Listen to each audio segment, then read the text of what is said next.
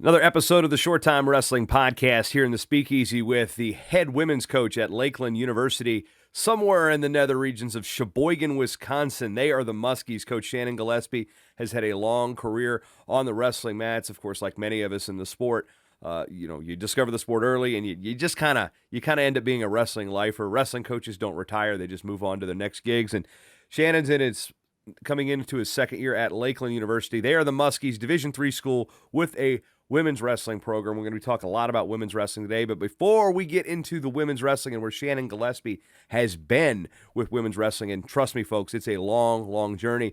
Shannyn, you hit the podium back in the day at Lock Haven, but you come from the Chicago suburbs, Evanston. How did you go from like Northwestern's neighborhood to Lock Haven? So that's an interesting story. And by the way, Jason, you're doing a great job with your podcast. So congratulations on that. We've been kind of intertwined with our careers, overlapping back and forth. To answer your question, yes, I'm from Evanston, Illinois. Northwestern actually is right there. So I was born and raised in Evanston, Illinois. My dad was in school at the time there, getting his doctoral degree.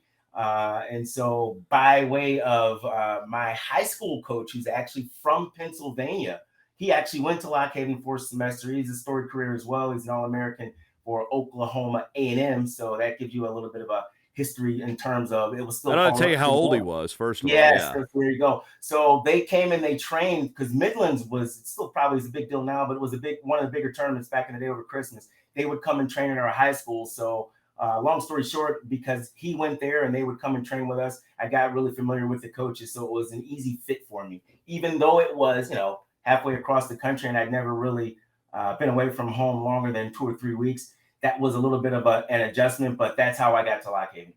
Yeah, Matttown, USA, as they call it. Now, actually, this past week, I went back to Virginia and sat down with another former Bald Eagle, Gray Simons. And if you know anything about the sport of wrestling, you walk into Thomas Fieldhouse, into the wrestling room, there is the big portrait, the painting, because I think he predates photography. He's been around that long. Gray Simons is the picture of the wrestler you walk under when you walk into that wrestling room. So in our Thomas Fieldhouse, it's amazing that you can name that name, and that's where I kind of did all of my training at and all of my undergraduate work as well. Yeah, all of our heroes are plastered in Thomas Fieldhouse. Now, Gray Simons, ODU, he was the ODU coach for some time, so he's like a legend, right? I think this was back when Lock Haven, I think, was NAIA or maybe Division II, but he won a dual affiliation back at the time. A lot of the small schools, they'd compete, like the whole Pennsylvania State Teachers Conference, so which we now know as the PSAC. So Bloomsburg, Clarion, all those schools were in that the dual affiliate. Mainly Bloomsburg and Lock Haven back in the late 50s, early 60s were neck and neck. He won both of those tournaments 3 times, and I think he actually made an Olympic team. So for me, like walking in every day and seeing that guy and seeing those titles was an inspiration and encouraging as well. So, but to your point, yeah, all those guys are life size. All of our, heroes and national champions and Olympians are actually on the wall. Yeah, and they're coming from a big city of because Chicago's sprawl. I mean, the Chicago suburb. I mean, it is just.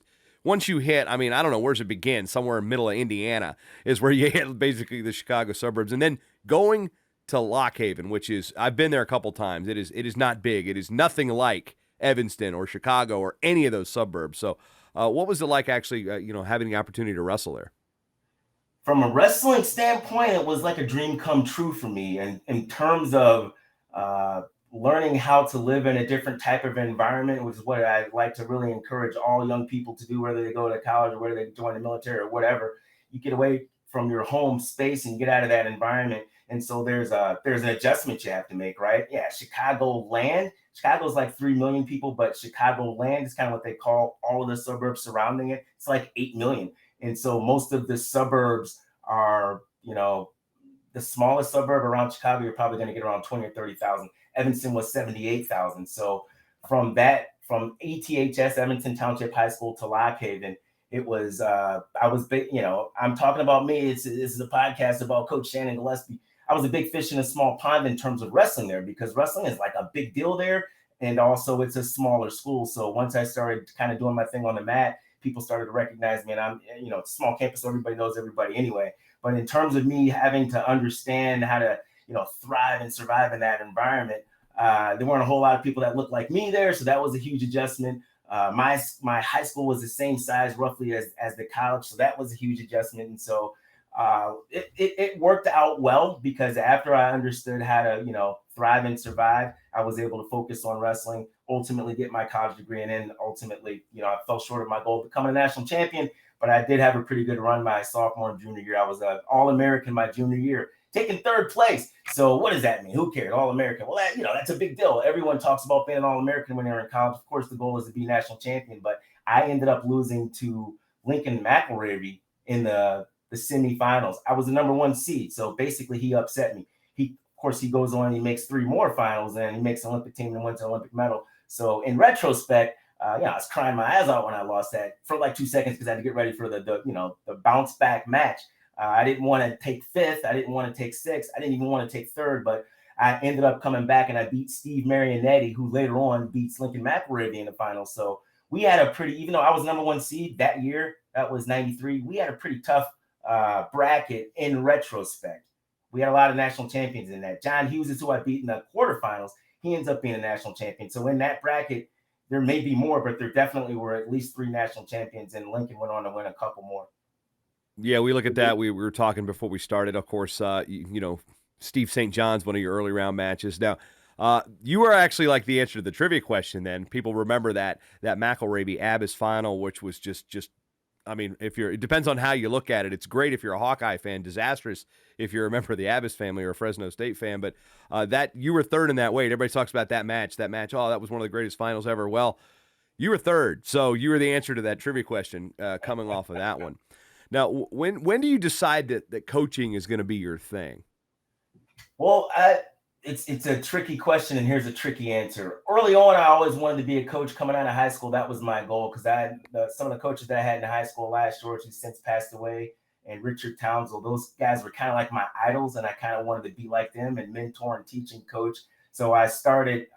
That's where I had the wrestling bug, if you will. But my first job out of college was actually as a stockbroker. I was working at a firm who I won't name, but I was selling stocks and bonds and mutual funds and all those other things. Probably 4 or 5 years, maybe 6 years out of college, I actually kind of got back into wrestling. And so it started from there on I did, in college and right out of college, I did assistantships at places like California, Pennsylvania, Northern Illinois, and actually Northwestern as well. So I was on the men's side first. Right out of college, I went to the Olympic Training Center in Colorado Springs. So I was a resident athlete out there in the first resident athlete program.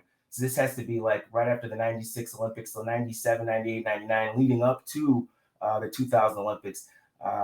My junior year is when I actually took third. So the end of my career was a challenging scenario, right? I blew my knee out my senior year. I was the number one seed my junior year. I ended up taking third. My senior year, I'm thinking I'm actually going to come in and win that thing. I blew my knee out. I tear my ACL maybe like in December in the Penn State Open. Fast forwarded a couple of years later, I go to Colorado Springs. I'm thinking I'm going to make the Olympic team and do all these things. I tear my other ACL. So the last two years of my career, both ACLs were torn. So I'm hobbling around for 7-8 months for the second one. The first one was longer. It took almost 15 months, but science and technology kind of picked up pretty quickly. But so I kind of fell back into coaching wrestling after I was a stockbroker for a little stint. But I've always actually wanted to be a coach. And then I actually moved to the women's side, which is interesting as well, if you will. Yeah, that's where I want to get to now, because for people that know the name, going back from your college days, and then they see the name again pop up, coaching women, that's one thing that has been, I guess we're probably 20 years past the hesitancy stage now. Men coaching women is nothing. Been had some of our biggest names on the Olympic coaching staffs or world team coaching staffs and such. But Coach Steiner, Terry Steiner, talks about his hesitancy initially to coach women because he felt like he wanted to be a Division I coach eventually someday, and then ultimately he has become our Olympic coach and has been kind of the flag bearer for our national program. You, on the other hand, what's the situation on how you end up coaching women, and how soon does this Northern Michigan University prospect start being dangled in front of you? So there's a lot in there, and so I'll kind of touch on some things that you talked about Terry Steiner with on the men's side in Division I. A lot of men wrestlers would like to be Division I coaches, and opportunity is the key word there, right? And so early on, just like him, I'm doing assistantships at these schools, and I'm looking at some of the coaches, and they're 7, 8, 9, 10 years older than me, and I'm thinking it is going to be hard to crack in here. it's going to be hard to crack, it's rare that a guy will retire before 10 years once he actually changes his career.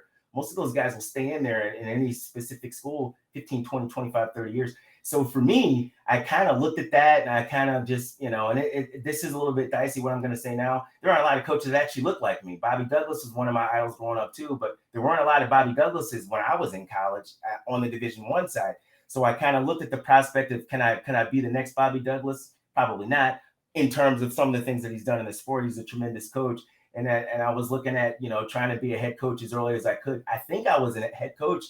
That was 2004. I'm 51 now. So you do the math on that. So I was pretty young as head coaches go, right? I was a pretty young head coach. So my transition to the women's side was my first head coaching job. So number one, I was looking at the prospect of being a head coach. Number two, I was looking at the opportunity. And number three, I had been around women and girl wrestlers from the very beginning, right? So in Colorado Springs at the Olympic Training Center, this is, predates Terry Steiner.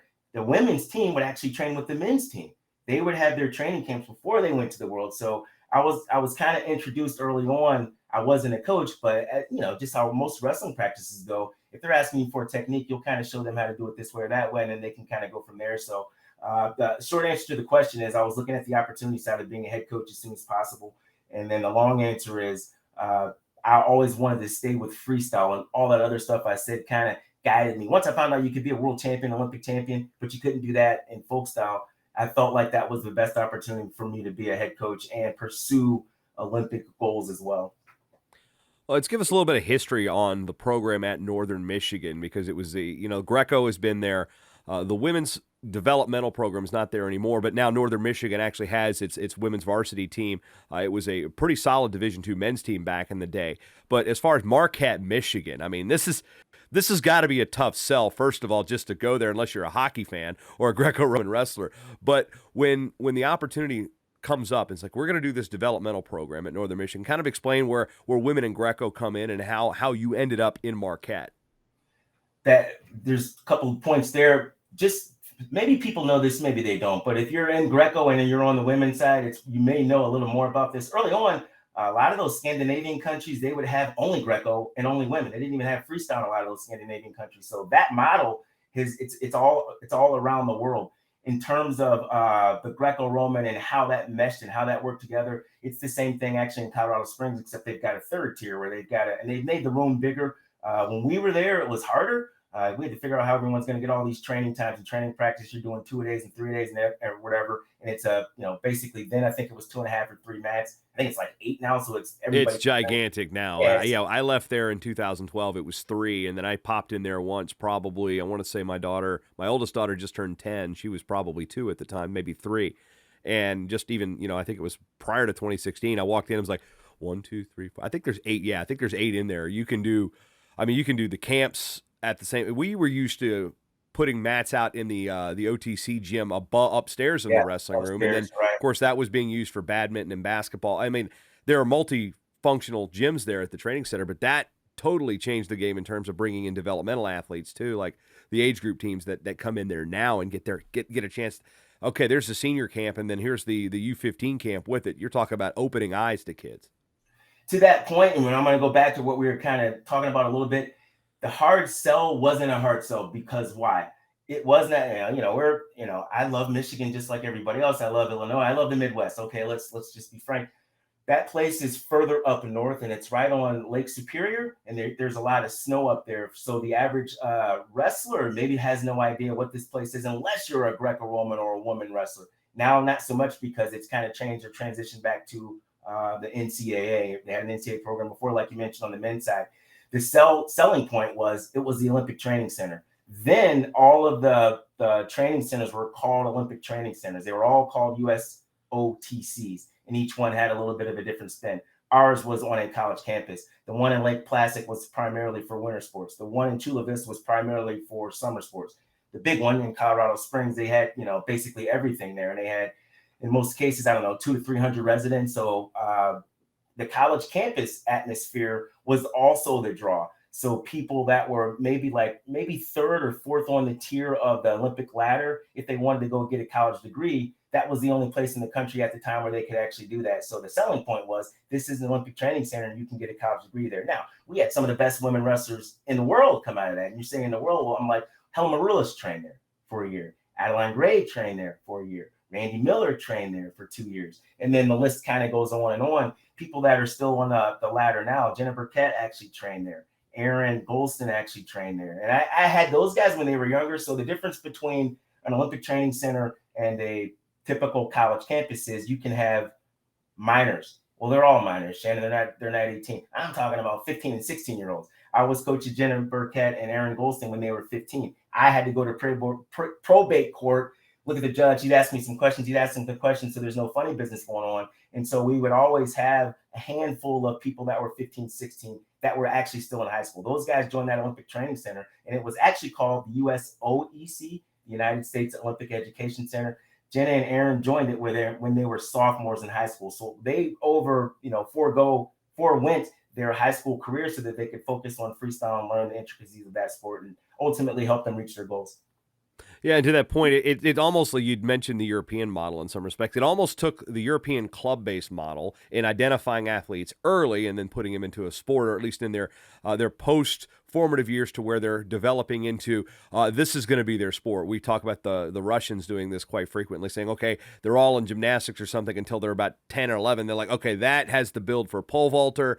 That one's going to be a wrestler. That one's going to be this. Well, what we did, and then you morphed it with the college education, because that's one of the draws, is the college experience, is being able to be a college athlete. Well, from what I'd seen, from knowing a lot of the Greco guys come through and a lot of the women's come through at those early years, those years probably 2008, 2009, when that first real big group was starting to graduate and come through and make senior teams, it was a campus. It wasn't like, okay, I'm at the OTC taking a couple classes at UCCS. Right. This is a college atmosphere. They're actually being able to get along with the basketball teams, the hockey teams and such. I mean, it was a very unique situation for Greco. It still is a unique situation there. And yeah, to that point, at the time, think about that time frame. We're talking about 5 or 8 women's wrestling programs in the whole country, and so part of the other draw was there weren't that many opportunities to begin with. So now you're putting them in a situation where they can get a college degree and they can train. And in that case, because it was an Olympic Training Center, we're traveling, overseas 2 or 3 times a year, and maybe more if they make, whatever age group team that they're actually making. So it was something special to that point. Now they do have the NCAA sport there, so they're bringing women's wrestling back. I was there from 2004 till 2012. And then now they have an NCAA program again. Going back to the Northern Michigan model, Tony DeAnd is actually the head coach there now. So his roots are kind of similar to my roots, but he actually went back to where we actually got everything started on the women's side. So it was a great opportunity, a unique experience. And that was the beginning of my start on the women's side. I'm very thankful for that, because I have relationships all over the world. I mean, I don't know if we talked about this earlier, but I went to Mongolia as a World University Championship coach. I'm thinking that was 2008 and 2009. I just recently, I'd say 5 years ago, that's recent in my mind, I'm 51 now. I went back there as the strength coach for both the men's and the women's teams. So because of the experiences I had in the early 2000s, I still have those connections actually right now. And one of my goals, at some point we'll start talking about Lakeland. We went to 4 tours, if you will, training camp tours. I just call them training tours, because they weren't necessarily the model for wrestling on the women's side back in the day, and it may still be this way now. Was you go to a tournament and you get there, let's say 4 or 5, you're there for maybe 4 or 5 days for the whole thing. The last 2 days you actually wrestle the tournament. The day 1, day 2, maybe you acclimate, and then you make weight, and then you wrestle. In our program, because we were dealing with developmental athletes, I think we went to Italy once, and basically everybody got their butt kicked. We probably took 10 or 12 people, maybe 2 people placed, but the trip's like $2,000, and they had to, pay for that. And so what I decided was, why don't we just do training tours instead? So we went to Japan 4 times, and, having them see that at a very young age was very helpful, because now they're seeing what the best in the world are doing, training right alongside the Olympic champions. At that time, the Olympic champions basically all kind of trained in the same place, which was very similar to Northern Michigan University. It was called Chukyo Women's University. It just happened by luck of the draw, if you will, or maybe it was the recruiting. all the Olympic champions were training at the same place, but they also were like Northern, where they had high school kids in their program and they had student athletes that were actually going to Chippewa Women's University. So we kind of use that model, and I tried to emulate that as much as I possibly could. So the situation happens, the USOEC at Northern Michigan, and basically I believe there was a funding issue with how it was a certain, was it the, it was a scholarship plan, the Stupak, that's it. That I understand that kind of went away in a lot of ways. I may be speaking from ignorance on knowing exactly what the situation is, but the women's program, the developmental program, ended up shifting to Colorado Springs. You're no longer at Northern Michigan, and you're into coaching, but now you've resurfaced on the women's side of the college mats again. This time with a I don't want to say legitimate in a negative way that Northern Michigan wasn't, because Northern Michigan's USOEC team did compete at the national duels and such. So, in those early years, you're talking about 4 or 5 teams. Well, as of right now, not counting the spring league that California will be starting here in the spring of 2023, 117 by my count varsity women's programs. Now that, and I say varsity because there's a couple different schools that are in various junior colleges that are either in JCAA, they're in the Northwest Conference, there's a varsity team that's in the NCAA, there's, you got the NAI and then 3 NCAA divisions. What I've got is currently, as of July 5th, 2022, this probably could be outdated by the end of the interview, is we've got 117 women's college teams. Shannyn, going back to when you taking those girls to, the women to the national duels as, college freshmen, college sophomores, Oklahoma City and Menlo and Movau was pretty much your competition because Minnesota Morris had come and went by then. 117 now. This has got to be mind-blowing to you as a coach. It is, and so I'm gonna give some history too. So just so people have maybe an idea, you said Minnesota Morris. Now I think their program was either 98 or 99, and I think there's a couple different dates that are like kind of stick in my mind. 98, 99 was that first varsity program, Minnesota Morris. 98 or 99 was the first state champion sanctioned tournament. I think Morris was actually started in 93. It didn't really get rolling until about 96. And then, it came and went because they axed both the men's and women's programs there. But the timeline was it was Morris by himself for a while. And then Pacific and Menlo and Movau were all right there in that 99-2000 range. All of those teams, for the most part, still exist. I think Pacific, they may exist. I'm not certain anymore. Yeah, they do. They do. Okay. I think they're trying to ramp back up from what I hear. Well, that's good. So then there were very few teams. Now you alluded to it a little bit. Seems like every month there's another program that's popping up. So I'll say this, and I'm trying to figure out the best way to say it. It's good and it's bad, right? When teams continuously surface, it gives a lot of opportunity to high school seniors and maybe juniors that are looking at maybe going out a little bit early. The challenge is there are so many teams that we're having a challenge trying to get all of these numbers up with the high school states, right? We have 36 states that are sanctioned right now. We need that number to get to 48 or 49 or 50 as soon as possible. That way we can fill all of these teams that have, rosters. If they're varsity, then that means there's a certain standard that they have to have, and they're trying to, meet those requirements so that we can become a full-fledged NCAA sport. We're still in the emerging status right now, and part of what their challenge is to have a full roster. So these teams that are popping up, we have to have full rosters, but we also need the states to help us. I think what you mentioned earlier with the California Junior College, I think that's going to help tremendously because you're going to have more college students that are ready and willing and able actually to go to 4-year schools. And perhaps that will open up the door for some of the state schools in California to maybe have programs. But yeah, it's night and day. When I started, there were 5 to 8 teams. Now there's 100+ teams. So there's a lot of opportunity. And I'd say 99% of those programs are freestyle programs. We haven't talked about that much, but the other issue, I guess, with women's wrestling or challenges, high school is actually folk style, just like the boys. But when they get to college, you have to actually do freestyle. In my experience, so when I was at the USOEC, the Olympic Education Center, that was a different, we were getting basically blue chips. We're getting kids that have already made junior world teams and cadet world teams, and they've gone to junior nationals and whatnot. And the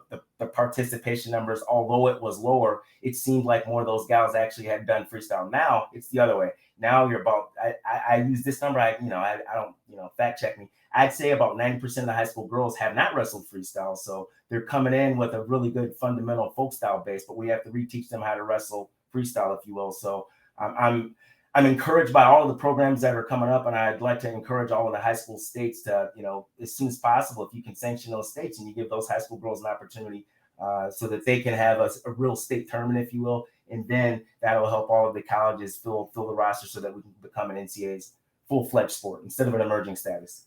Yeah, one thing I've looked at is in looking at the numbers, and it takes generations of kids to come through. And I've used this number probably, again, not scientifically speaking out there. So, again, people want to fact check me, by all means, go ahead. I think we're about 8 years away. And one thing with the way the NCAA emerging sports is you got 10 years to figure it out. So once they've hit the status, so there's plenty of time to work on this. The reason is, why do I say 8 years? Because it gives you 2 generations of full classes from ninth graders to seniors to get through their high school career. So then you put 8 years of high school athletes into that potential college pool. And then, 4 years out of high school, 4 years out of college, you put them back into the college coaching pool because so many of our college men's assistant coaches, they do their grad year or their GA, or they're finishing their education, finishing their degree, they want to coach. And while, of course, we know that the differences of what men and women want to do from a wrestling standpoint, from a career standpoint, obviously are as different as any other human being.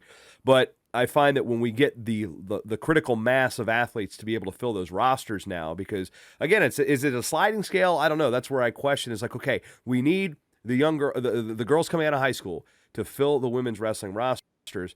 And states are brand new. You may have 100 one year, or we look at Iowa, for example. They're going to be sanctioned now. They went from like 70 to 150 to 300, and all of a sudden it exploded. So now there's going to be, in 4 years, the battle-tested girls coming out of Iowa that are going to be ready to fill the college mat. So it's a process. It's not like we can say we won an NCAA championship right now because there are, again, those benchmarks like you talk about. I think the level of wrestling is only going to get better because we can talk about, women's wrestling's world championship. The first one was 87. The U.S. finally started going in 89. So we are, over 30 years of women's wrestling culture in this country. But many of these states, I used to make the joke that nobody's grandma wrestled. Well, those jokes are pretty much going to be gone because soon we're going to have, my grandmother wrestled. And then we're going to, I remember I used Sam Pataskal, for example, the Pataskals from Florida. Like their granddad was the national champ at Purdue back in the 50s. So there's a family lineage of wrestling in that family that the women haven't had yet. So, combine that with, my mom wrestled. Well, that's obviously we know with Christy Davis, Kayla has gone through and already wrestled through college career now. So we've got that second generation of women's college wrestler, or first generation of women's college wrestler following their mother come through. Actually, Christy did wrestle in college too. But I just think there's just so many different directions we can go with the growth of this. And a lot of it, I think we are 8 years away from having, when we get those 40-some states times 8 years of college-ready girls to go to college, become women's wrestlers. That's where I think we're really going to see the explosion in quality, depth of coaching, because that's also another thing you run into is the coaching. And to your point about the folk style side of things, right now, just like the boys side, we have a lack of enough coaches that have wrestled freestyle to fully populate every high school in the country. So we're dealing with the stylistic things. We're dealing with not enough of pool of potential coaches on the women's side yet. I think we're getting there, but again, and training them too, because there's a lot to throw at you as far as the women's development goes. My direct response is I agree. Number one, 8 to 10 years. That those were sort of the elements that I had in my mind as well. I think it's going to be another 10 years before we hit that critical mass where we're at an explosion rate. You could say we've grown exponentially since when I started, and we have. You're talking about 5 to 8 to 100, and so that's part of it. On the other hand, I like to look at I say this, I'm a male, and I came from a state that had male wrestling, and we would do good internationals, Illinois, etc. Okay, so my take on a lot of the spin of how I'm going to turn this is the states that already have or are already doing well at junior nationals, and I use junior nationals specifically because women's wrestling is actually freestyle. Boys have Greco. There are some states that actually do Greco on the girls' side, but it hasn't become a thing yet, so it's not at junior nationals, and certainly it's not at the world championships. Getting back to the point, the states that already have standard boys teams that do top 5 every year, this is my opinion, when those states start to sanction and then they start having a mirror of what the boys are doing on the girls' side, that's when I think we'll actually be there. There are states that are on the brink right now that are on the fence of coming over, But this, I think, when these states start to do well, the girls in that state will follow. So Illinois just sanctioned, Wisconsin just sanctioned. Traditionally, Illinois does really good on the boys' side of junior nationals. I think Wisconsin is in there too, but we need states like Pennsylvania. We need them to get on board. We need Ohio. Those traditional Midwestern, I don't know if you can call Pennsylvania Midwestern, but they, on the boys' side, they've done really well at junior nationals in the last, let's say, 25, 30 years. So is Ohio. So is, what's the other state? Pennsylvania, Ohio, California, Illinois. Those are states that sometimes do really well at junior nationals. And my take on it is when we get those same states sanctioned, we have that same participation as many, maybe not as many as the boys, but those states that are doing well on the boys' side at Fargo or junior nationals, when the girls have that same opportunity in a sanctioned environment at their state tournament, that's when I think we'll be a little bit closer. In terms of the coaching in the pool and the trajectory from, learning folk style to freestyle, I do a bunch of clinics right now just to basically spread the word, let people know about Lakeland University. And it's an informational piece as well. Like a lot of high school moms or dads that their daughters are wrestling folk style, they may not actually be aware. And they're not in most cases, right? They're not aware that it changes. And now, if they don't have daughters, they don't know that either, which is, it's interesting. I've been doing freestyle and I've been on the women's side for so long. You would think it's just everybody knows, but everybody doesn't know. Everybody doesn't know once you get to college, women actually do freestyle. Girls that start as freshmen in high school, they have no idea. Some of them sometimes they're learning the process to even get to junior nationals. They just started wrestling folk style, and so now they're learning singles and doubles and everything else. But there's a whole nother learning curve, notwithstanding the techniques of freestyle, but to learn what that looks like if they'd like to go to college and wrestle, or if they'd like to go to the junior worlds, or if they'd like to make an Olympic team. All of that, I try to, in so many words, try to give that information when I do clinics, so at least the coaches can know and the people that are at that clinic can know. So now the girls, high school girls, are a little more prepared for college if they want to go to college and wrestle. And then that those messages can actually go back to their high school, and kids are on Facebook and social media, Twitter, everything else. And so they'll actually start talking to each other. And I think that will help with the participation and the growth as well. Now, getting into the college coaching side of things, and when I was back at Honors Weekend with, Sarah McMahon went into the National Wrestling Hall of Fame along with Felicia Chan as distinguished members. Melissa Simmons went in for Medal Courage. We're talking about women that came through the collegiate system and such. And now Sarah wrestled at Lockhaven, at your alma mater. But again, all of them pointed out the name Kent Balo and the USGWA, which really used to be the place where it was really the only place you could go recruit as a college coach or a developmental coach. And now we've seen the girls when they go to Fargo at the Junior Women's Championships. That is, okay, that's freestyle. That has kind of grown into a massive event. But in looking at events and people like Kent that created those tournaments that have now we have the freestyle side. Of course, there's always going to be that freestyle folk style debate. But when we look at, again, that pipeline to the college match, I mean, we go back and people like Kent changed the game and that was an opportunity and did something that wasn't there before. Now USA Wrestling, we're coming up on the 20th year of the Junior Women's Nationals. So you go there. I remember the first year, I use this story all the time, and Mary Kelly hates this story because I always talk about her getting beat, because it was when I realized, like when I saw Melinda Ripley beat her in the finals that very first year, it kind of opened my eyes. It's like, because Mary was the only women's wrestler I knew at the national level at that age group. I'm like, well, of course she's going to win this. She was beating the guys last year in the cadet tournament. Well, guess what? There was a lot more to women's wrestling out there than Mary Kelly, and in seeing it, and then now college coaches have the opportunity to go, and it's kind of like you're now you got to fight for those kids because you've got so many programs and such. So how have you getting back into the college world, and specifically what you're going to do at Lakeland, which opportunity now can talk about the Muskies, which is it's a big, gigantic lake fish that's good to fight. So it's a wrestling animal, for example, or it's a wrestling, it's a fish. So it's mean, it fights. It's I feel like if there's a aquatic being that's good for a wrestler, it would be a muskie. So I guess all those things I'm throwing at you with the recruiting process, getting into college, new programs, fighting for kids. I mean, all of that goes into the Shannyn Gillespie cycle of recruiting and coaching.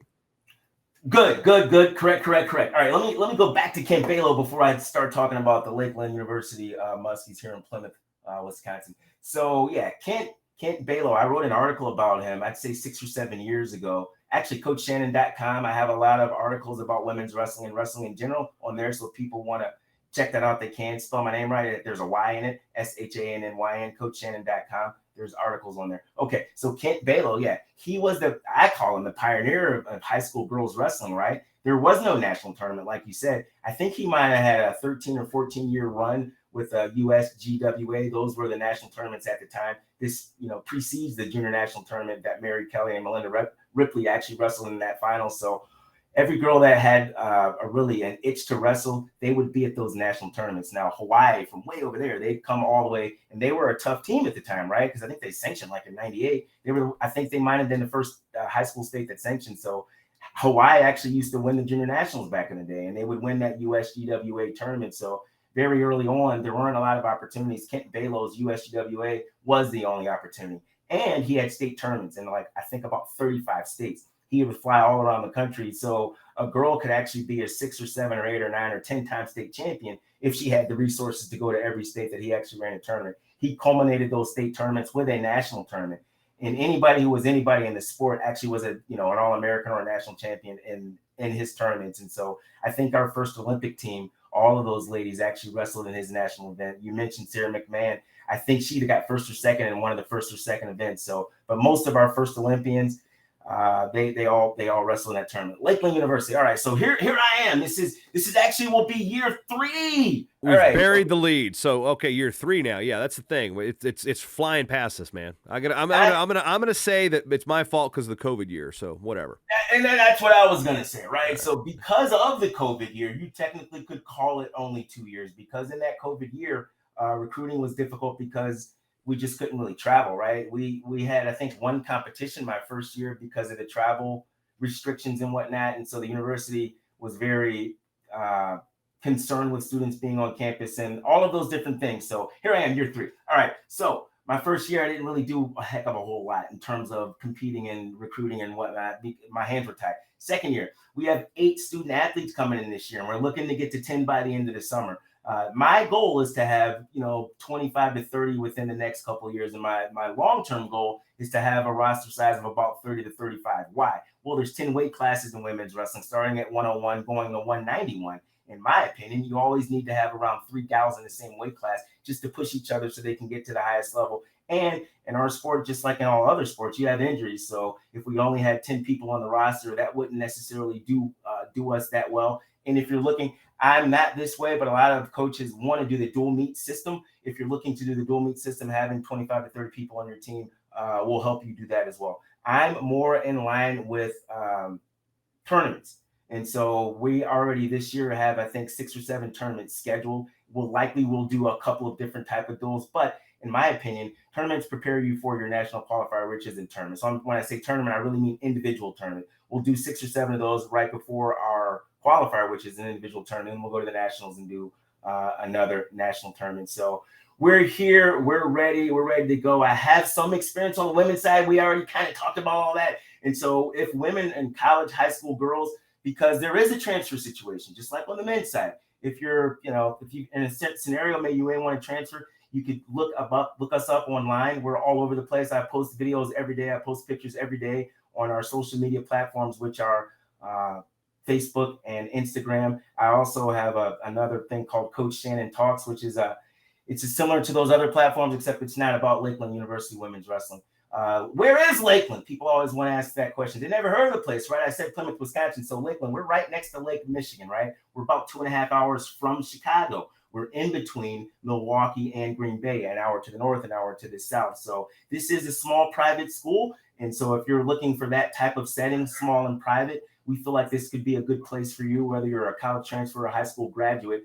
And we're only going up, man. We're only going up. I started that USOEC program, and I'm starting this program. Now, the program was actually here before I got here. We had a national champion before I got here, but we're looking to have more college graduates and more national champions, and so that we can start knocking on the door of winning the national title. And then what? But wait, there's more. I want to be the best in the world, and I want people to come to this program and feel like they can be the best in the world. Why? Because it's freestyle. We have the opportunity to make junior world teams. We have the opportunity to make, they changed the rules, 23 and under teams while we're actually still in college. And we have the opportunity. Why? Because we're actually training freestyle. So I feel like we're more prepared even in some of the men's programs that are folk style in college. So all of that is part of why I say I'm the best kept secret. Nobody knows who I am. I'm doing platforms like this so people can find out who I am. If you were a participant in one of my clinics, you got to see me in action. If you were not a participant, you can actually go online and find and see and look at all that stuff. And then, you too could be a Lakeland University muskie. Yeah, big fighting fish too. I mean, yeah, good fishing up there. Now, we talk about getting people to campuses. Now, a lot of the, we know that Iowa started a program. We talked about Clarissa Chun being there, the first Power 5 school. Now they join. We're up to 4 because Lindenwood has transitioned to Division I, Sacred Heart Presbyterian, in Iowa. So we've got them in the mix. Now, when we look at the dynamic of a lot of these schools, your Lakeland's a pretty good indicator of the style of school. Usually small private schools are the ones that need tuition, so they're starting men's and women's programs. Lakeland had a men's program there, still does. So you're seeing this is the recruiting pitch, and a lot of it is getting them on campus, and that is probably one of the hardest things from any coach at a school of Lakeland size. And it's like, all right, how do you get them to take a visit to somewhere at Sheboygan, Plymouth, Wisconsin? How do you get them to take a visit to Jamestown, North Dakota? How do you get them to take a visit to Campbellville, Kentucky? I don't know about those other places, but I can tell you about mine. Here's how they do it. They see this face, they hear this voice, and then all of a sudden, if they're a high school going wrestler, a high school wrestling mom, or a high school wrestling dad, they are intrigued. What the heck is going on up there at Lakeland University? This is what's going on. This guy. So that's how you get them on campus. To that point, we have something called preview days. Preview. They come to the campus, they preview the school, they do an admin, they go to the academics, they go to lunch, they do all that thing. Then we actually have a wrestling clinic or a camp afterwards so they can see me in action and see if there's going to be a good fit in terms of my philosophy and coaching style. So that first year, not so much. Since then, which was year 2, which is actually like right now, I'm going into year 3. We've had lots of students come on here and they've been impressed with my antics. And if they're looking for that small school environment, they're impressed with that too. Here's what's what. I'm from a big area, right? Chicagoland, Evanston, right on the tip of Chicago. It's a suburb. Northwestern is there. My dad actually went to school there. I went to Lock Haven. A little bit of a culture shock for me. So what? So a lot of kids actually come from environments that are similar to my alma mater in college, and they like this type of atmosphere. I loved it once I got over the hump and I figured out it's just a place, and then you got to thrive and drive anyway. Just like when you're wrestling, you got to figure it out. And then I did figure it out and I had a great time. So people that are looking for a small school environment with a coach that knows what the heck he's doing, that has experience on the women's side since 2004, this could be a really good place for you. Now, you would need to do some research and go online and look and see if we've got the major that you want to have. If you're a graduate student, that would be the same thing. By the way, we're looking for a graduate student. So at some point, you can Google my name and you can find all the information, or you can go to any one of our social media pages. But getting back to your question, why would they want to even come here? I just told you the reason why. The recruiting process is everything that we just kind of talked about. If you're looking for a small school and you're looking to get a graduate or a graduate degree or an undergraduate degree and you want to learn how to wrestle freestyle at the highest level, we feel like we can help you that. And ultimately, we want you to be a good person and a good citizen in life. And we feel like we can offer all those opportunities on the academic side as well. All right, I'm going to make sure we keep this next question, Lakeland focused, because while, the big goal, like you're talking about, World and Olympic Championships, and that means representing the USA in a lot of ways, but there are options for, the athletes. We've seen them, training here in the U.S., or they have a citizenship, or their mother or their grandmother or grandfather or whatever. You can represent the World Championships and compete at the college level here in the same style. So it's kind of unique. Now, when it comes to that drive, that goal, what is it? Why are schools like Lakeland important to the future of Team USA, and whether it be if it's Team Sweden, if it's Team Slovakia, etc.? Well, you kind of hit the nail on the head. There's some people that are in the athletics world and or track and field. They call track and field athletics all around the world, and swimming. Those two models are maybe what I really like in what you're saying, right? So in those sports, very many times you'll have people from overseas that actually come over here. Why does that happen? In those sports, they figured out we're running out of people to actually recruit. Why not get a national champion from over there? And over there, I mean a different country. Why not get a national champion over there? We have the opportunity to do the same thing in wrestling right now. Why?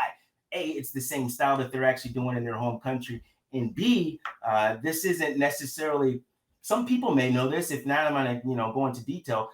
The model that we have in the US and Canada and Japan is different than 90% of the world. What does that mean? Most countries don't have a collegiate system where they're an undergraduate and then they're participating in sport and then they get a college degree. And then if they want to continue on and make other type of teams, they can do that. But usually the foundation in Japan and USA and Canada, with the exception of a few sports, is the college program. So to that point, we can recruit anybody in the world if they actually want to come to school. The men's side can do that too, but then most of the people outside of USA actually wrestle freestyle. So if they're going to go to any men's program, odds are they probably, they would have to think about that. I want to get a college degree, but they had to learn. And so we've had a couple of men do that. We have many more women around the world that have the potential, I think, to actually do that. And one of my goals, I might have said this on the front end, we actually have a college campus. So Lakeland is a small school. We have 7 campuses in the US and we have 1 campus in Japan. So I'm excited about putting the team together. NCAA rules, let's talk about that for a little bit and then we'll move on. So the NCAA rules, we're an emerging sport right now. We'd like to become a full sanctioned sport. At the moment, NCAA schools can travel overseas. I think it's every 2 to 3 years. And so what I want to do is go to Japan every 2 to 3 years because that's a part of the protocol. That's a part of the rules. If we've already got a campus there, why wouldn't we want to go there? And we can actually recruit because at our international school in Japan, they have international students from all around the world. They have Japanese people there, but they have all around the world as well. We can do the same thing with women's wrestling. Why? A, because it's freestyle, and B, they may actually want to get a college degree at Lakeland University. And we feel like, again, this is the best place to actually do that. Giving away all your secrets here, Shannyn. Your recruiting secrets are now out in the open for everybody. Everybody's going to be starting campuses in Japan now. I don't think that's going to happen. Probably not, but we already have it. So if they're looking to be a Lakeland University Muskie, that's part of the package, man. Speaking of muskies, you done any muskie fishing up there? Because you say you love the Midwest. I've never caught one. I've caught 2 walleye. I've got no muskies in the live well though. Okay, so let's talk about hunting and fishing. So how about this one? I'm going to go way back. Rocky Bonomo and Ricky Bonomo went to Bloomsburg. Ricky Bonomo was a 3-time NCAA champion for Bloomsburg.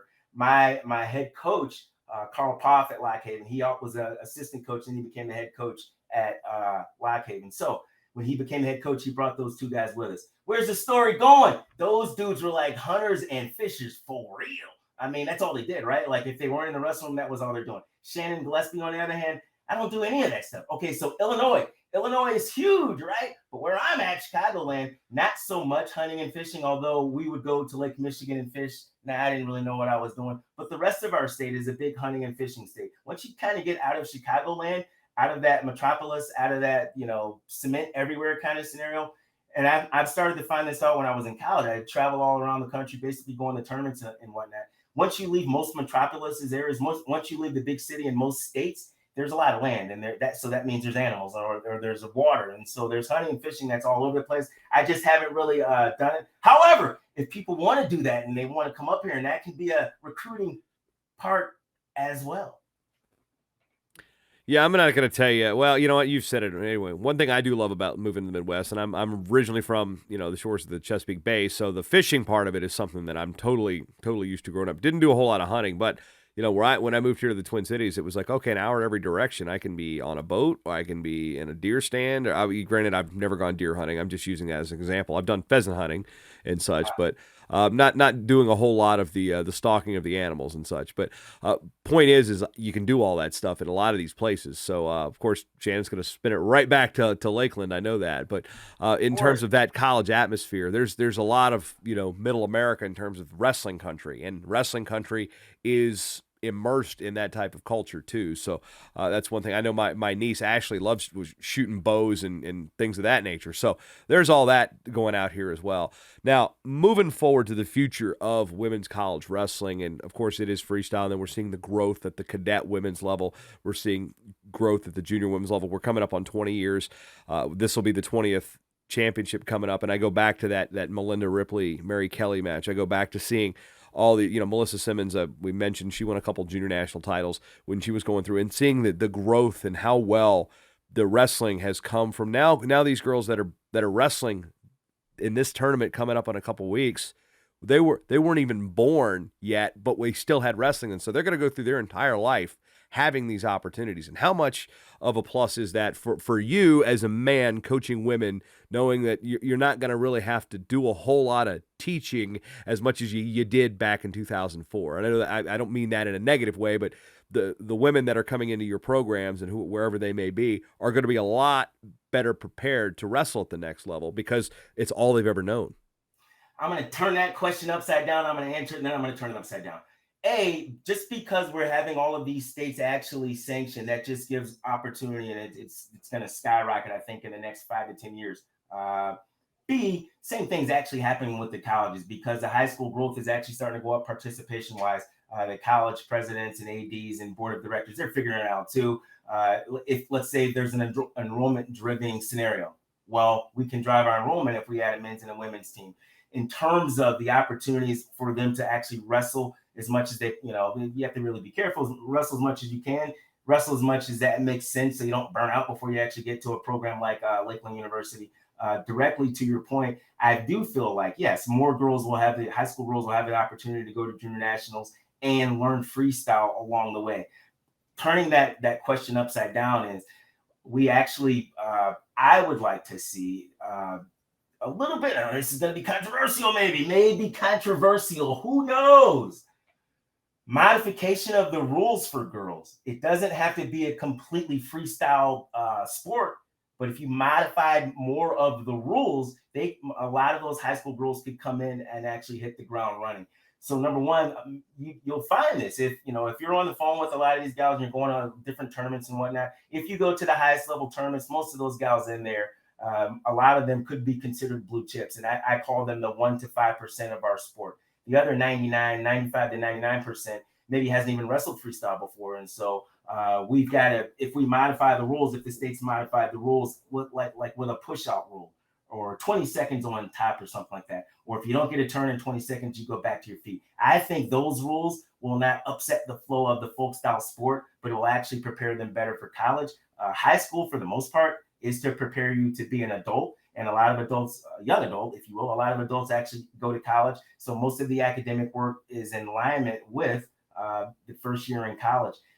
Wrestling is a little bit different on the women's side for high school girls because high school's folk style does not necessarily, it's better than judo. I mean, there's nothing wrong with judo, but I think folk style is a better transition to freestyle than judo could be.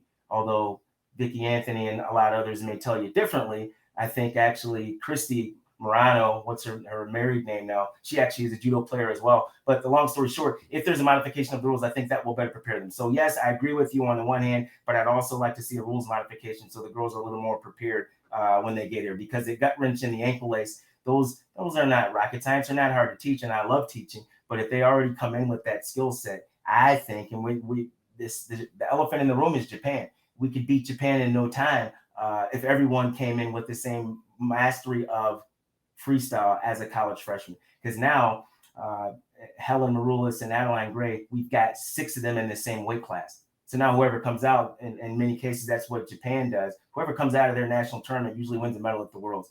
We're getting to that level. I think at this last Olympics, if you combine all the medals, men's, women's, and Greco, I think we won 9 medals. The previous Olympics, we had won 3. You gotta go all the way back to like the early 2000s, I think, before you get to 8 or 9 or something like that. So we're on the cusp of greatness. And if we have in my opinion, if we have a modification of the rules with the influx of high school girl wrestlers, there's no reason why we would not be able to, beat Japan annually at the senior level. Yeah, don't hate the idea. Now you brought up Helen, and this is somebody you coached at the developmental level, and I go back and I use Helen as much as I use Mary Kelly and Melinda Ripley for a story about how my experience and discovery into high level women's wrestling at the age group levels. I use Helen probably more than anybody else when I talk about just the dynamic nature of women's wrestling, the growth of women's wrestling. And for me, as in my own career as a PA announcer, the most moving moment I've ever had in the sport of wrestling is when Helen beat Saori Yoshida to win the gold in Rio. And it was the first woman, everybody that's listening to the show should know this already, that, the first women wrestler in American history to win an Olympic gold medal in women's wrestling. And to do it in the manner she did was so, it was, people overuse the word iconic. That was an iconic moment in the sport of wrestling. So having seen Helen at the developmental age group level, when you talked about Jenna, Aaron, and Helen coming in to, forego their high school careers, graduate high school somewhere else from where they grew up to focus on women's wrestling, and then to see her beat Superwoman. And yes, I call Yoshida Superwoman because she was. And, it's hard to argue, for a decade plus of dominance. But to know Helen, to have coached Helen, and then to see her accomplish that goal and become the first woman to do it in American history, what did that moment mean to you personally? Couple of different things. Number one is because I had the opportunity to work with Helen, it was joyous. Like, I think several years before that, maybe 3 or 4, she was a world champion. And so that was huge as well, because at that time when she was a world champion, coming out of the USOEC, now she went to other places as well. She went to Colorado. I think she was at Missouri Baptist for a couple of years, but I coached her when she was a 17-year-old. So to see her career basically just blow up, not overnight, but it was a trajectory, because she's been like, I don't know what, 9 or 10 or 11 world championships. She's made 2 Olympic teams, but to see her win that gold medal in the Olympic Games, that was something truly special. But for me, when she won that first world title, it didn't necessarily mirror it, but that was a big deal as well. To the point that women's wrestling is where it is right now in the USA. Helen, I call her and that group almost the generation that, if you use that word, usually people are talking about 20 and 30 year stretches. I think women's wrestling, we just generationally, she's like the 3rd generation. So it isn't a 20, 30 year stretch. That first group, like in 89, I call them the first generation. Then when you start to get to the people like Takara and whatnot, Takara Montgomery, she made an Olympic team. I think she's a 2-time silver medalist. I call that kind of like the 2nd generation. I call Helen's group because she was on that first Olympic team. So 89 was our first world champions for USA. What is that? About 20 years later, 15 years later, we have the first Olympics in 2004. And so I think Helen makes, was it 4, 16? Was it the 3rd Olympic team? 4, 8, 12, 16, or the 4th Olympic team? She got beat in 12.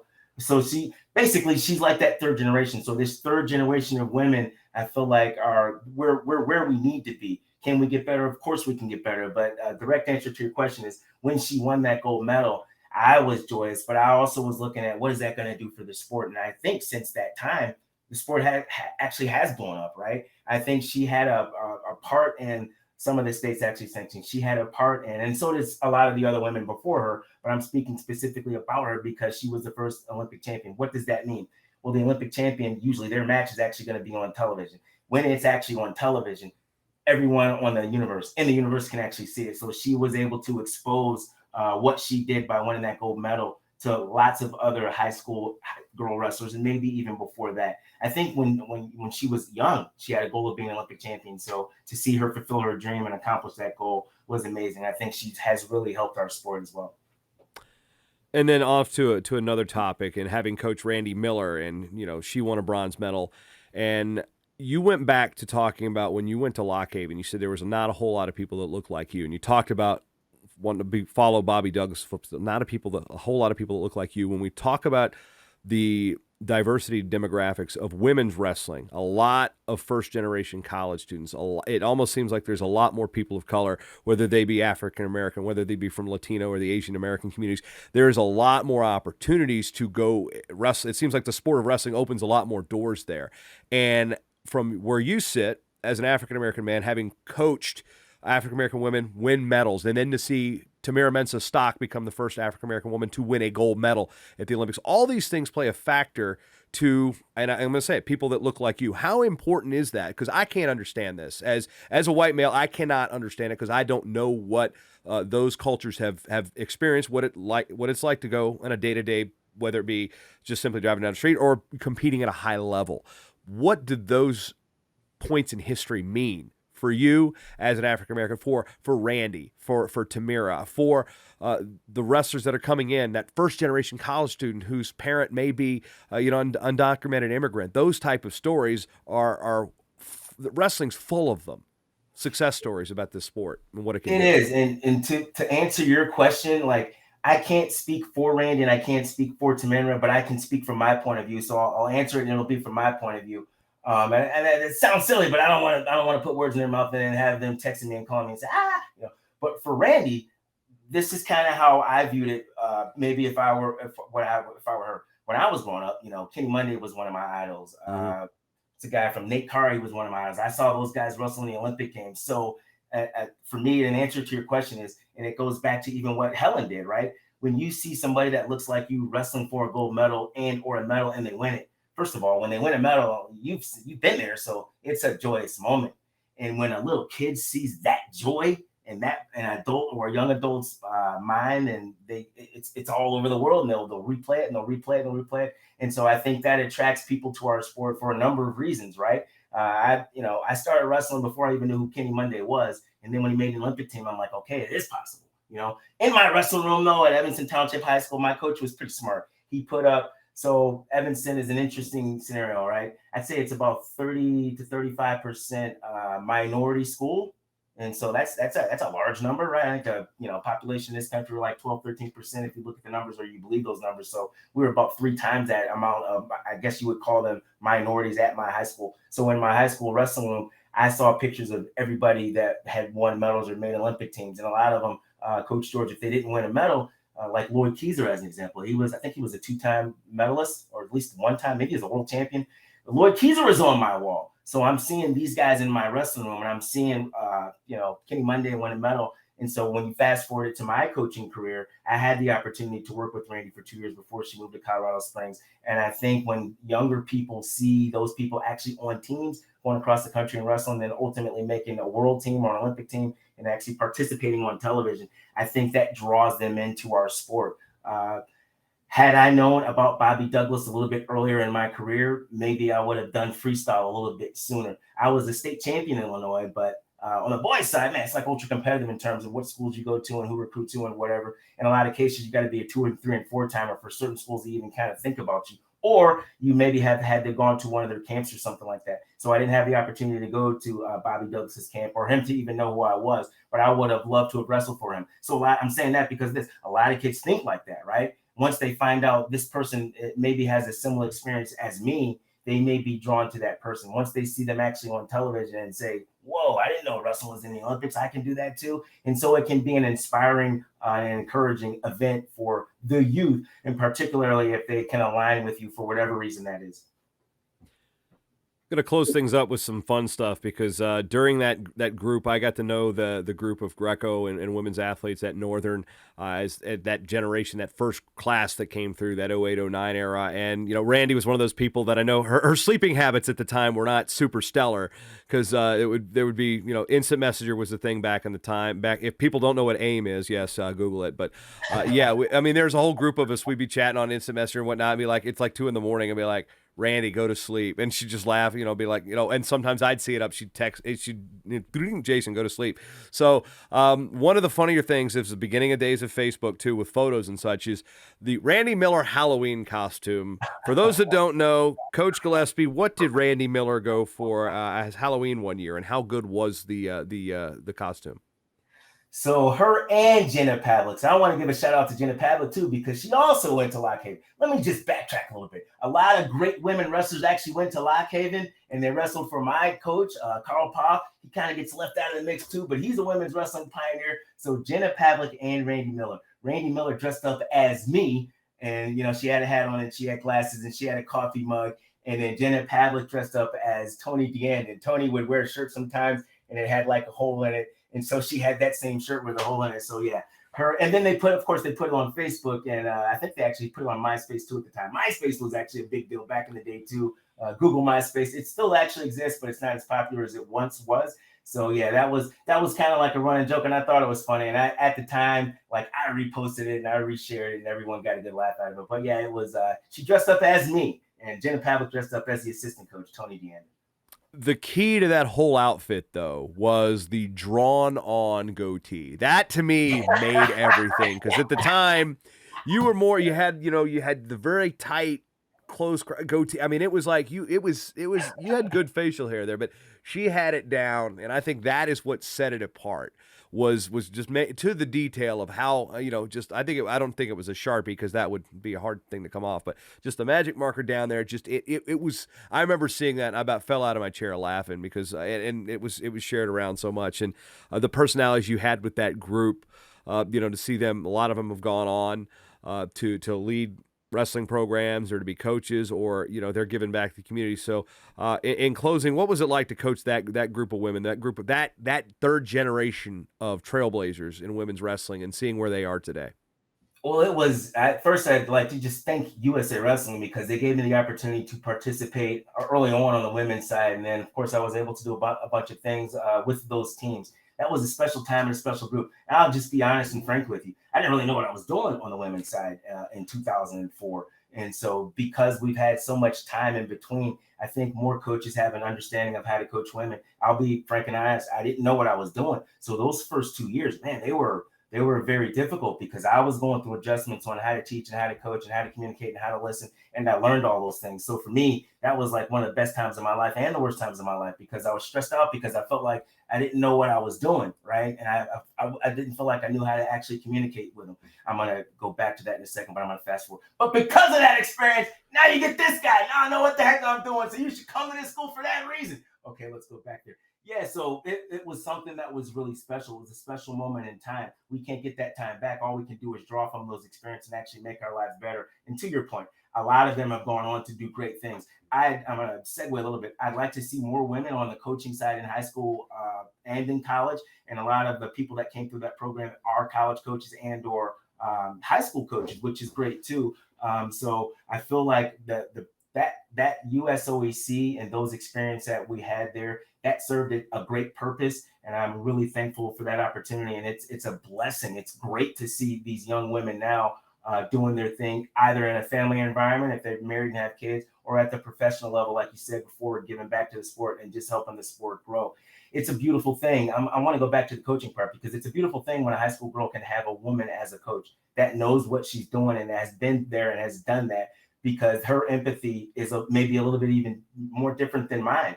Because she's been there and she's done that, she can help that young lady in a way maybe that I can't even doing it. So I want to plug women's wrestling in that way too, because I feel like if we can get more of our college graduates to go back into the sport, if they want to do that. Some don't want to be coaches, but I want to, give a shout out and just let everybody know, hey, women wrestling college people, go on to college, get your degree. And then even if you don't become a college coach or high school coach, if you can in some capacity, help the sport grow, help that gal down the street know about wrestling, right? A lot of girls don't even know wrestling exists unless they're in our inner circle. We're a tight-knit group, but we need to draw the people that aren't in our group. That's how this thing can actually start to grow. And that opportunity there actually helped me kind of realize that actually. And so working with those young ladies in that moment in time I wouldn't trade it for the world.